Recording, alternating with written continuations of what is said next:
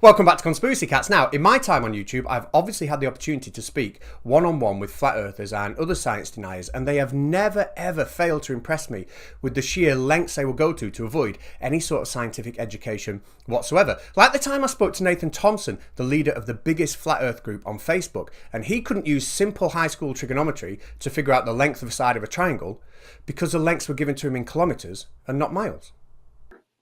How would you calculate it, Nathan? I mean, so your argument is that the north, I personally can't calculate that. I don't work in kilometers. I normally work in miles. And then there was my first debate ever against Flat Out Hero, who literally stunned me into silence when I explained to him how the angle of Polaris in the sky matching our latitude is proof that the Earth is a sphere. Now, to aid me in my explanation, I used the idea of a tangent line on a circle. The only problem was, he didn't know what a tangent line was. Now, only if that tangent line What's a tangent line? Center, will we be able... And then, of course, was my debate against Kent Hovind, who seemed to only have one response to any question I gave him. I'm not prepared for that. But all of that pales into complete insignificance when compared to a conversation I had recently on McToons' channel against a flat earther on the subject of refraction. Now, I've linked McToons' channel and the debate in the description, and I highly recommend you go and watch it. It is pretty unique. But before that, for anybody who's new to my channel or wants to know why we were discussing refraction with a flat earther, here's a quick catch-up. Many centuries ago, people believed the Earth was flat, but then they learned some stuff and realized it wasn't. But some people held on to that belief. They realized that if they chose not to learn anything, they could still pretend the Earth is flat and make people give them money on YouTube. I'll take every bit of it. But out of this band of misfits rose a champion, a brave man who was prepared to say, "I will prove the shape of the Earth." And so he did. His name was Ranty Flat Earth. Ranty Flat Earth proved the shape of the world by filming a boat sailing over the horizon, but the rest of the flat earthers were angry. Oh no. And in an attempt to explain his observations away, made up some spectacular shit about things disappearing from the bottom up as they moved further away. But Ranty Flat Earth is a resilient man, and some might say, even a hero. I'm a stupid flat earther, and I want to know where these mountains have gone. He shoved these claims back up their left nostril using an egg and a plastic Buddha, showing that on a flat racetrack, distance does indeed not, sir, make things disappear from the bottom up. With Flat Earth all but dead and buried, they needed a hero of their own, somebody to step forward and take making up spectacular shit to the next level. Flat Earth millionaire put out the call on his spirit level mobile phone, but just one man answered. So please welcome YouTube's very own The Plain Truth and his spectacularly made up Ether Band. Yeah, so it seems that our friend, who goes by the name of The Plain Truth on YouTube, claims to be able to explain why things like the boats and wind turbines you see in these pictures vanish from the bottom up when they go into the distance, and he is absolutely adamant it's got absolutely nothing to do with Earth curvature. Well, we'll just see about that. But first of all, the conversation started off politely enough with McToons showing us that we can use trigonometry and geometry in the real world to make calculations about things that are correct. So therefore, when geometry and trigonometry tell us that the Earth can't be flat, flat earthers should listen. Using nothing but geometry now, we can know how tall that is. So I calculated it. If you go to the next one there, 9.8 feet tall is what I calculated, just using math. And then Gleam, arguing on the flat earth side, actually brought a peer-reviewed scientific paper to try and cast into doubt how much we can trust photographic evidence when judging drop in the distance due to curvature. With this is an additional thing that you need to be adding onto your geometry, which I do not understand why you don't account for this to try and shut flat earthers down on their own terms. And at this point, I'm just going to take a quick 10 seconds to explain Gleam's argument as I understood it. Sometimes we can calculate the height of an object in the background of a picture by counting the number of pixels that it takes up. But two of these three photographs have been subjected to what we call perspective distortion, and if we applied that method to the purple bottle in the background, we would get a different height from each of these photographs. But the facts are, to get the effects that we see in these photographs here is something that has to be aimed for deliberately. The top photograph requires a wide-angle lens, and the bottom photograph requires a telescopic lens. And it's also important to note that neither of these effects can ever explain the vanishing of objects in the background from the bottom up. So after what was a very informative first half of the debate, up steps our friend, who is from this point forward ever to be known as the worst flat earth debater in the history of time. What's up, conspiracy cats?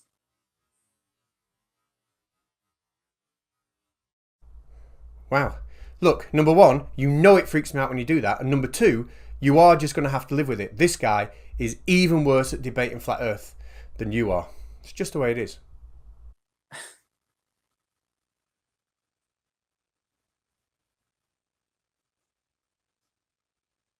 Ladies and gentlemen, please welcome the worst flat earth debater on YouTube. Or anywhere. So to begin our debate, The Plain Truth opened up with a 10-minute video he made on refraction. Now, I think we all know that when I edit videos, I edit them to make them look a little bit sillier than they really are. But not in this case. The link is in the description, and what you're about to see are the best bits of the most incoherent waffle I think I've ever heard in my entire life. Enjoy. What is creating the horizon? Double vision!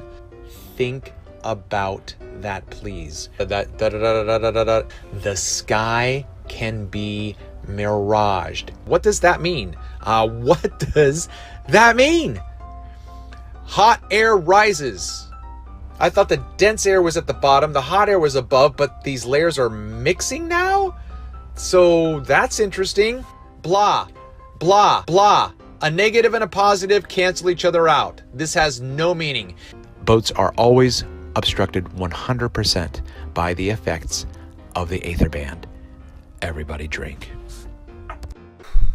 Wow. And they were the best bits. Amazing. It certainly is. Now, he seems to be making the claim that mirages exist, which nobody doubts, but he's also making the claim that something called the aether band exists, which everybody doubts, and that somehow mirages and the aether band give rise to the effect of boats vanishing from the bottom up, making us believe that they're going over Earth curve when they're actually not. Now, I hear you ask, what is the aether band and how does it work? But unfortunately, in the half hour I was given, I wasn't able to extract that information out of him because he was too busy embarrassing himself by shouting over everybody and failing to provide anything that come close to a coherent argument. Here are some highlights. I am not behaving like a child. Fucking A, man. Fucking A, man. How has science eliminated refraction? Yeah, okay, I'll tell you what they did, shall I? Don't tell me what they did. That is not my question. It literally was your question. I have garnered evidence. Oh, excellent. You're going to show it us then, or not? Not. Oh, why am I not surprised? I have hundreds of hours of footage. Oh, brilliant. Can we see that then, or not? Not. So you've got loads of evidence and loads of footage, but you're not going to show any of us any of it, even though you're in a debate about it. Sounds like you're just making it up to me. That's what pushes my buttons. Making shit up. But you do not have an open mind. Yeah, he really did himself proud, didn't he? But fortunately for us, at the end of the debate, he did leave us with all the photographs that we never got to see because he was too busy being childish and shouting at everybody. So today, in his absence, we're going to bring up those photographs and we're going to see if we can figure out what evidence he had and what this magical aether band is. Because after all, he did accuse me of this. You are not willing to listen to the evidence that I have garnered.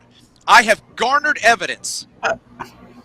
Yes, we should all be aware that he has in fact garnered evidence. But what does that mean?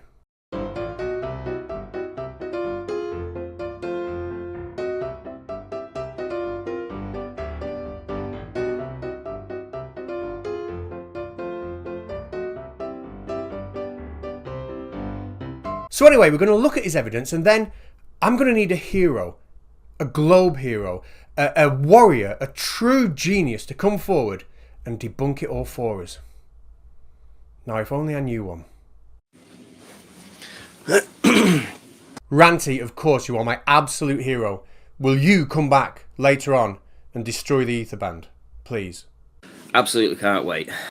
Evidence for the aether band, evidence for the aether band. It's a plain truth's evidence for the aether band that's definitely not made up. So now it's time to look at all the evidence that the plain truth brought to the debate, but was too busy being childish to actually show. Now, what I really wanted to do was get in touch with the plain truth so he could maybe voice over these photographs so we could hear how they were evidence. But unfortunately, he wasn't available.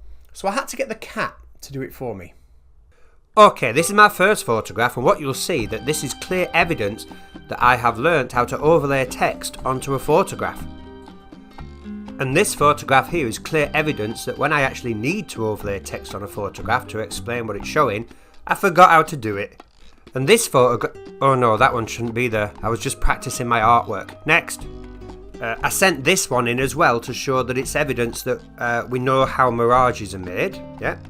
And this one here is actually a transformer. It's Optimus Prime's cousin, and when he wants to, he turns into a rather handy purse.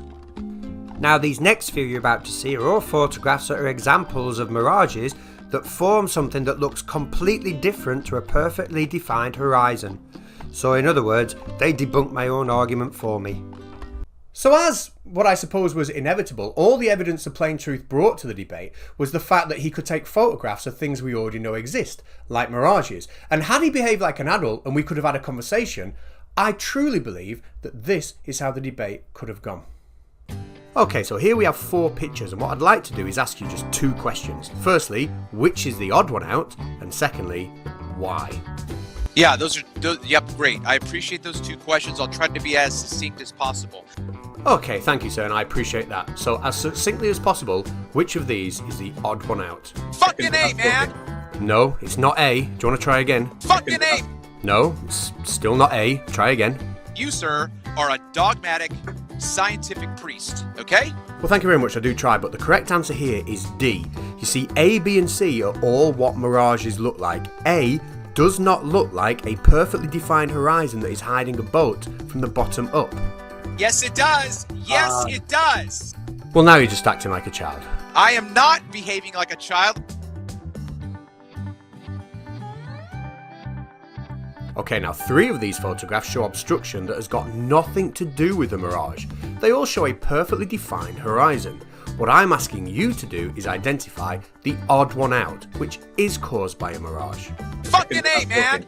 Well done, you've finally got there.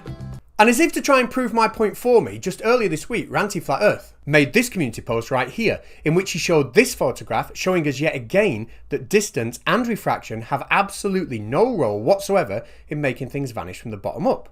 I love you, Ranty. You know, we can give him any Flat Earth proof, and within no time at all, he can just rip it apart. 10 minutes later. Funny as. Exactly, you can debunk it just like that. The guy's amazing. Now, the plain truth, if you're watching, let me show you this little analogy to show you what the rest of us hear when you give your argument about the ether band. This is how silly your argument is. Hello? Hello, I'm a flat earther, similar to, but not the same as, the plain truth on YouTube. And I just wanted to tell you that I took some photographs today of tomatoes, and they are red. That's nice. But I also want to tell you that my gran got a new car today and it had no spare wheel. I don't see your point. Well, my point is the fact that tomatoes are red must be the reason my gran's got no spare wheel. You do realise that 2 things can exist without necessarily being linked to each other, don't you? Oh, you are so close-minded and not willing to listen to any of the evidence I have garnered, because I have garnered evidence, and I'm also not going to show you any of that evidence, but I have garnered it. And that is how silly your argument is. But ultimately, the plain truth knows that this is what he sounds like, because just like any flat earther, he's starting from a position where he believes the earth is flat, and anything that blatantly says otherwise has to be completely ignored. But it can't be forgotten. And it's that cognitive dissonance that makes the flat earthers so irritable and angry all the time. And even in the plain truth's own words, he has no evidence, no scientific explanation at all for his ridiculous made-up ether band claim. I just want to confirm something from the notes I'm making, and that is that, just so I can pick it up later on, when I asked you, did you have any scientific papers or evidence to back your assertions, the answer was no, wasn't it? I just need to make sure I wrote that down properly. You've got no scientific evidence, explanation, or papers, yeah? Correct. I'm the source for this information. Thank you, yeah. So okay, yes. crack on. Anyways, we come to a close on this video. I was totally gobsmacked that after the debate, The Plain Truth and a number of other Flat Earth channels chose to mirror the video in whole, or mirror parts of the video, as if The Plain Truth had somehow provided any sort of coherent explanation whatsoever. And on one of those mirrored videos, the part where I talked about refraction, I spotted this little gem as a comment. Well, I really just have got to say it's very, very clear to me that this paid presenter, he's never been on top of a tidal swell 20 miles off the coast of Sydney in a kayak. Yeah, that's obvious. Now, I had no idea what that question meant. Is it a saying that I'm not familiar with? Is it some sort of evidence or explanation on how the ether band works? I wasn't sure. So I had to yet again, for a second week running, turn to my internet heroes for help. Oh, conspiracy cats, welcome back. I'm glad you were happy with the answer I gave you the other day. Your next question, have you ever been on top of a tidal swell 20 miles off the coast of Sydney in a kayak? Not a kayak, a kayak. Oh no, I did spell kayak wrong, but it was on purpose, honest. No, I've never been to Australia, and to be honest, if I would go, I would not go into the water, because if I wanted to take a bath with swimming knives, I'd read more Sylvia Plath poetry, not take a dip with sharks. So, I hope that answers your question. So perhaps rightly so, last week's internet hero treated that question with the contempt it deserved, but what I was not prepared for was how last week's runner-up was going to treat the question. All I can say is I was truly humbled to the point where I've put his link in the description just so people can go over and tell him what a great guy he is. And I've even subscribed to his channel myself, and I'm watching it now on a daily basis. Guy's got a great personality, and I'm hugely hooked on it. So, how did this week's winner of our Internet Heroes competition answer this question? Let's find out. Right, so have you ever been in a kayak? Conspiracy. Have you ever been on top of a tidal swell 20 miles off the coast of Sydney in a kayak? Well, I'm 57 years old. I might have done and just forgotten about it. I might have done.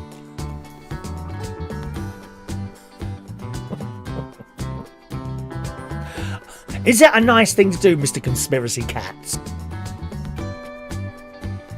Everybody wants to be a cat, because the cat's the only one who knows where he's at. It sounds quite good. I have been on top, just off the coast of Sydney, I have been on top of rocks on the side. I can't remember the area now, but it was the most beautiful place. Fishermen, Australian fishermen, go out and they do fishing.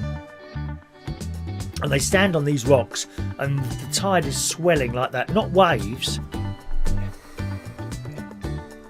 There's all plaques on the wall behind. Fishermen have been out there usually at night time, and suddenly the swell comes up and takes them out, never to be seen again. Absolutely beautiful, because the swell takes them out and then just smashes you against the rocks, and that's it. Bye bye. Bye bye. I am not behaving like a child. You are not willing to listen to the evidence that I have garnered. I have garnered evidence.